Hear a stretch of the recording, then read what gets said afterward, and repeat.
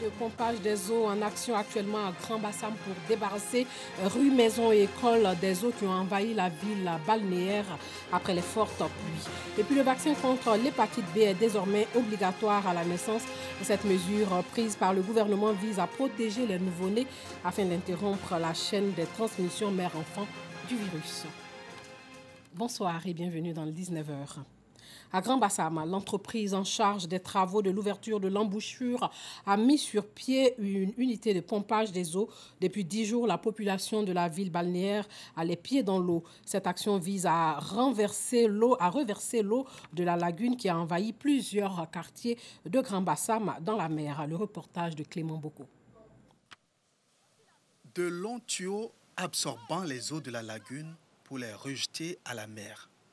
Une solution provisoire pour soulager les populations de Grand Bassam qui vivent depuis quelques semaines les pieds dans l'eau. Cette opération consiste à réduire la quantité d'eau dans des poches de rétention. Nous avons installé 3 à 4 motopompes de puissance totale de 18 pouces. Ces 4 motopompes-là refoulent sur à peu près 200 à 250 mètres de long. Et ça permet d'évacuer par minute pour chaque motopompe entre 1800 et 2000 litres par minute.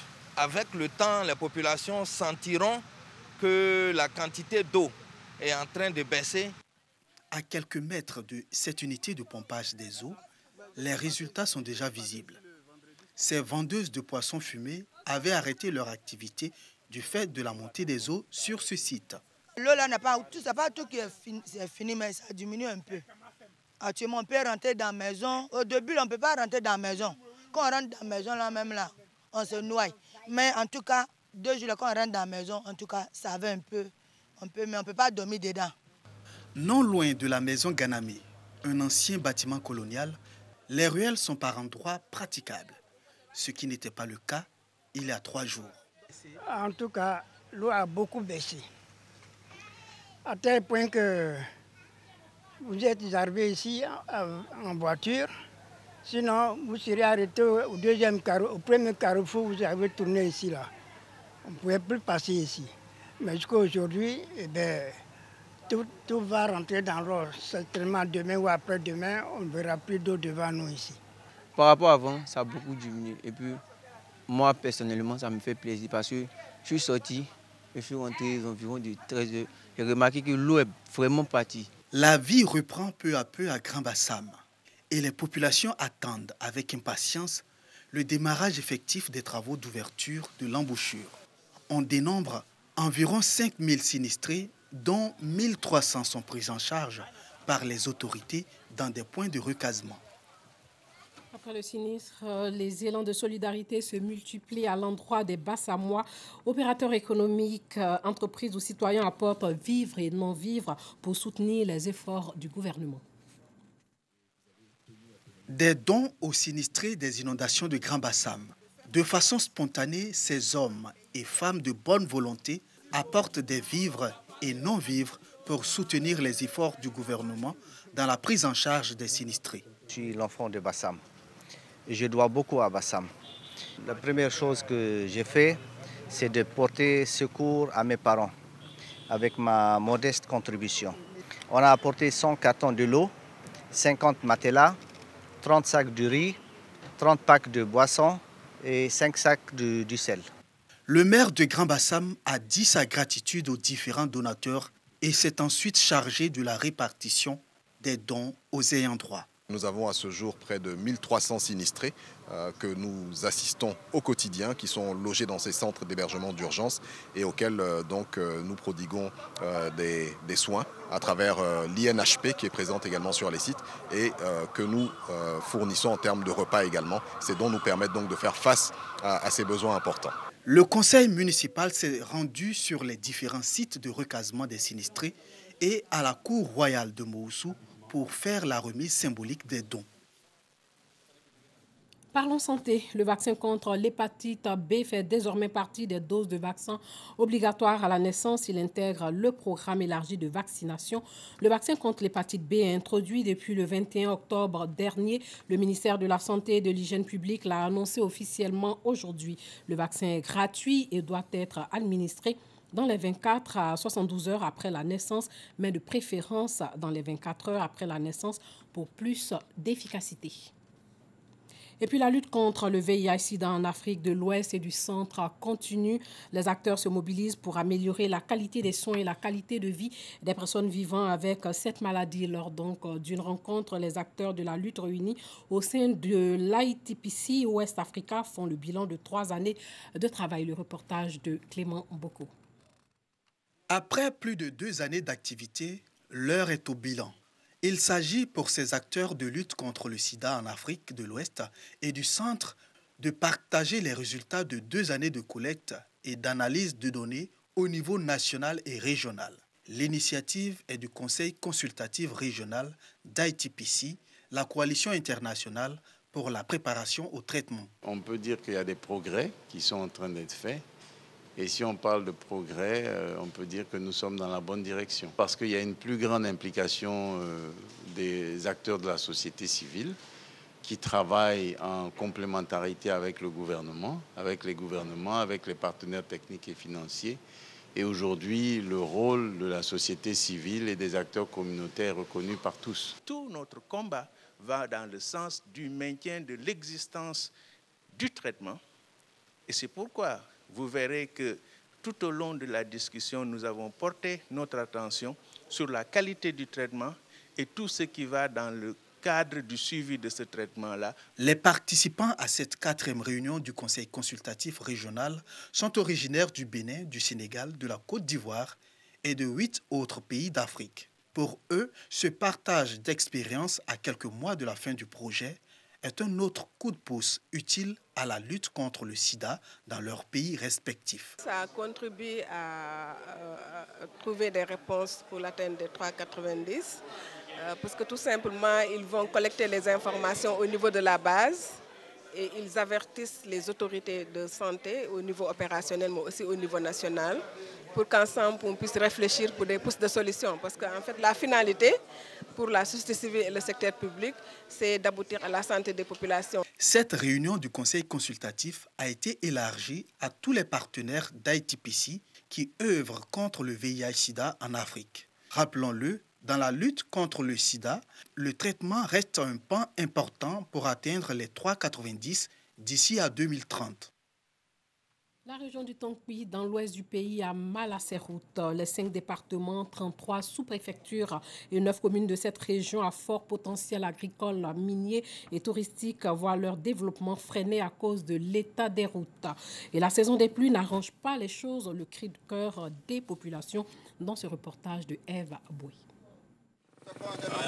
En partance en reportage à Zonye, à partir de Mans, nous avons été contraints d'abandonner notre véhicule de type 4x4 pour emprunter une moto. La cause, un gros point critique à l'entrée de Danané. Conséquence, une longue file de cars de transport et des véhicules de toutes sortes ayant déjà passé la nuit là attendent que Dame Nature soit clémente avec son soleil pour assécher. Certains forcent le passage sans succès. Les désagréments pour les usagers sont inévitables. En tout cas, la situation est déplorable. On n'arrive même plus à vaquer à nos occupations. Quand on vient comme ça, souvent, moi je suis à m'appeler quand je viens comme ça pour retourner là, c'est difficile. Ah, vraiment, ça trouve... C'est-à-dire, les matériels d'abord, on ne peut même pas travailler, on ne peut rien faire à cause de la route. Franchement, on ne peut rien faire. Les routes de la région du Tongpi, une région à fort potentiel agricole, minier et touristique, sont dans un profond coma. L'axe Mandanané, Zonye, Benwe, un véritable parcours du combattant, surtout en cette saison pluvieuse. La route est profondément dégradée du fait des dernières pluies que nous avons enregistrées. mais également du fait de la défaillance des entreprises qui avaient été commises pour la réhabilitation de cette voie depuis 2017. Aujourd'hui, nous nous retrouvons avec des voies impraticables au point que les départements de Danané, de Zouanien, pratiquement sont coupés du reste de la Côte d'Ivoire. Un autre département de la région, lui aussi enclavé, Sipilou. Parcourir Biancouma Sipilou, long de 76 km, requiert patience et endurance. Routes et ponts sont devenus impraticables. Sipilou est sinistré. La route de Sipilou est sinistrée avec sa dégradation qui s'accentue d'année en année. Si les voies reliant les départements du Tonkpi entre eux sont très abîmées, la voirie urbaine des principales villes n'est pas mieux lotie. Surtout celle de Mans, chef-lieu de la région.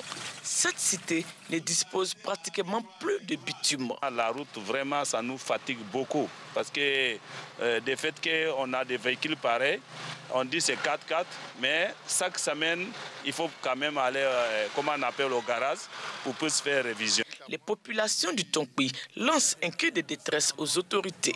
On prie Dieu que l'État mette